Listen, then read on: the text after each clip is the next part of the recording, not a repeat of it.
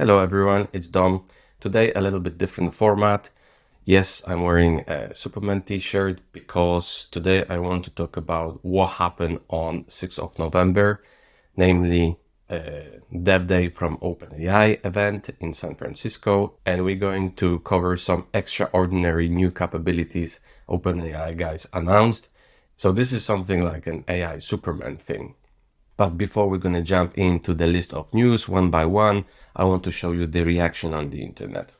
Just witness OpenAI absolutely massacred thousands of AI startups. How's your day been? Next, how many startups will be ruthlessly wiped out by OpenAI today? And the comment, the AI tools directories will become the AI tools graveyards. So if you have spare 40 minutes, I would say, if you're in the field and you're interested in it, I really highly recommend you to watch it. Already 500,000 people view the keynote, and I personally believe this is the best keynote of the year. I'm sure there are more clips with more context and details about it, but if you don't have, those 45 minutes to watch and you want to quickly understand what happened, I found this official email from OpenAI summing up it very concisely and to the point what happened. It's very quick read, that's it, and let's just dive in. Okay, so first and most important thing what they announced was the new GPT-4 Turbo AI model, and it's now available in ChatGPT. Oh, and one more thing, don't be fooled that it's called DevDay, because I found 75% of the content to be designed for non-developers, non-technical people. Like there's plenty of demos and showing off the capabilities, also showcases. And lastly, my goal is to explain all of this in simple terms, so it's going to be easier for you to understand what this means actually. They introduced a new AI model, GPT-4 Turbo, which is already available for everyone in ChatGPT. So we have two models. They dropped the name Turbo because OpenAI wanted to be a default. No more dropdowns. So we announced GPT-4 Turbo, our most advanced model. Okay, let's debunk this first sentence. First of all, GPT 3.5 is free version for everyone on ChatGPT. GPT-4 was the premium paid version, but the difference was that GPT 3.5 was super fast and was called Turbo, and GPT-4 was a little bit slower, but more intelligent. So they announced a super turbo fast version of GPT-4. But that means that this model is smaller, have less parameters, and that means that this model requires less GPU, less compute time. It's cheaper for them to run it. And we've seen this similar thing with GPT 3.5 a few months ago when they replaced it with GPT 3.5 Turbo. And I'm afraid that means that it's a little bit lobotomized. So if you notice the difference between the previous and current GPT-4, that is the reason. But on the other hand, this is their most advanced model. And the reason is they introduced multimodality to it. So it has many capabilities at the same one model. And I'm talking here about that the model can see, can draw, and understand speech. So three things at once. Something similar that, Steve Jobs did 16 years ago. Let's move on. It offers a 128K context window and knowledge of the world events up to April 2023. Yeah, this was always a problem with this never-ending my knowledge cutoff September 2021. So that's gone. But I want to explain it in the simple terms what that context window is. So in general, that means that as an initial message to your ChatGPT conversation, you can put the content of the entire book, like 300 pages. If not through ChatGPT, you can use it through the API. Okay, next, we've reduced pricing of GPT-4 Turbo considerably. Input tokens are yada yada yada. But what it means, Jim Fan on X, he calculated that it costs only $15 to read all 7 books of Harry Potter series or $45 to write it. Okay, let's move on. This one is a little bit technical with improved function calling, including the ability to call multiple functions in a single message. This is huge.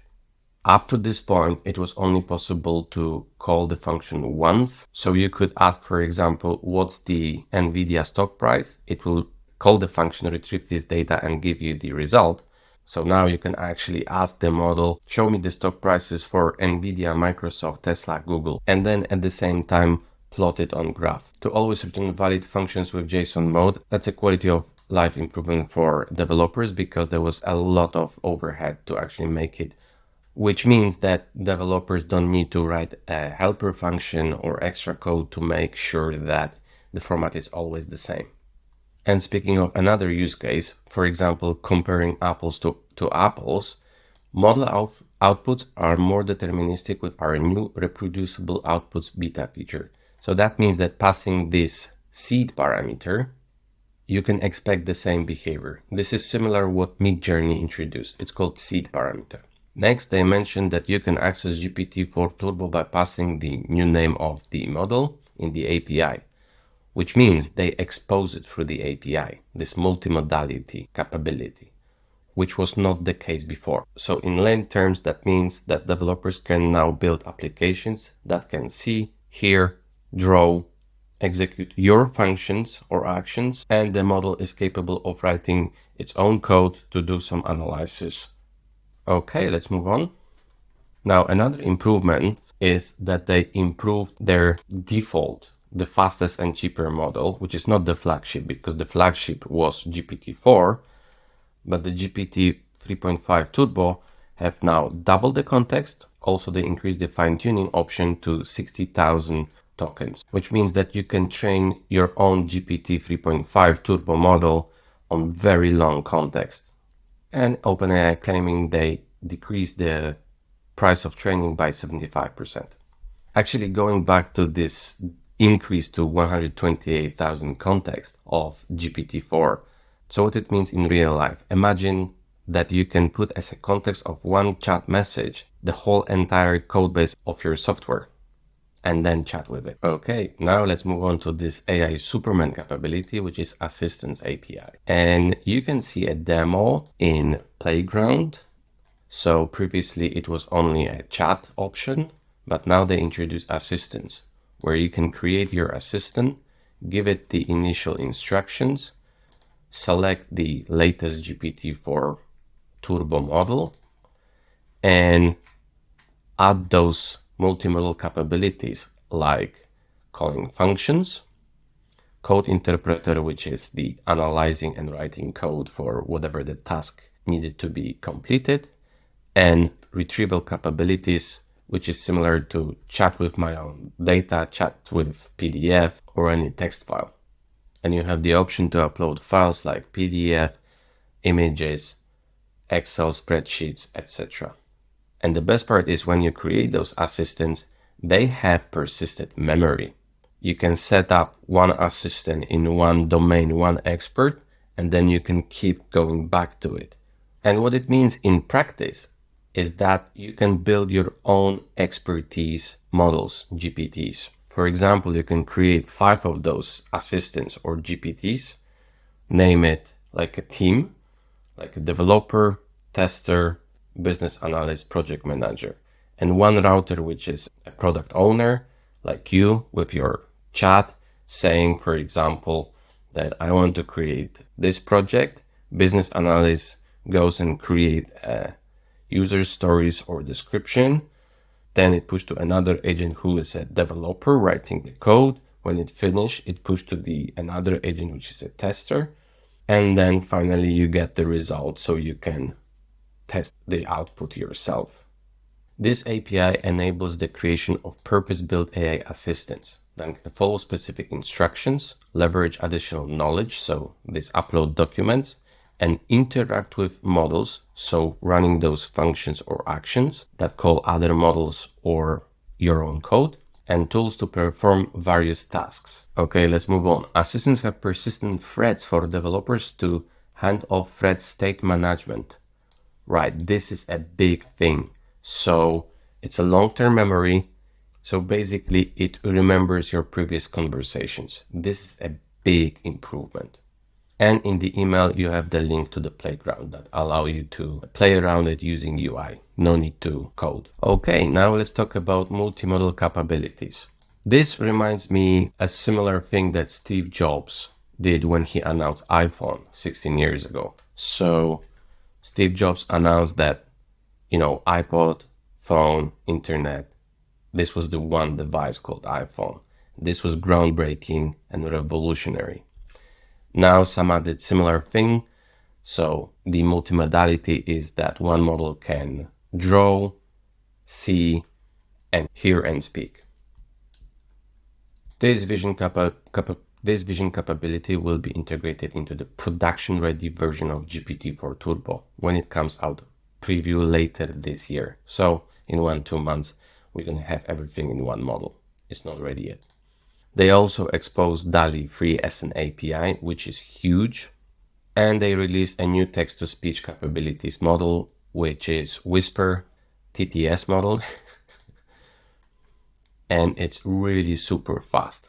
But the best thing about OpenAI TTS model is that it's 10 to 20 times cheaper than 11 Labs, the best AI voice tool on the market. Okay, the next thing is that those AI assistants exposed through API actually will be available in ChatGPT, in UI for everyone. You don't need to code or use or playground anything. It's just going to be available. And it's going to be called GPTs that will have options with instruction, and they will have all those capabilities mentioned above, but as a ready-made standalone expert, you can choose from the list, like a marketplace or a list of GPT. It's something similar to character.ai, but on steroids, like a Superman version of it. It can code, it can read, you can upload documents, it can see, it can hear, and it got persistent memory.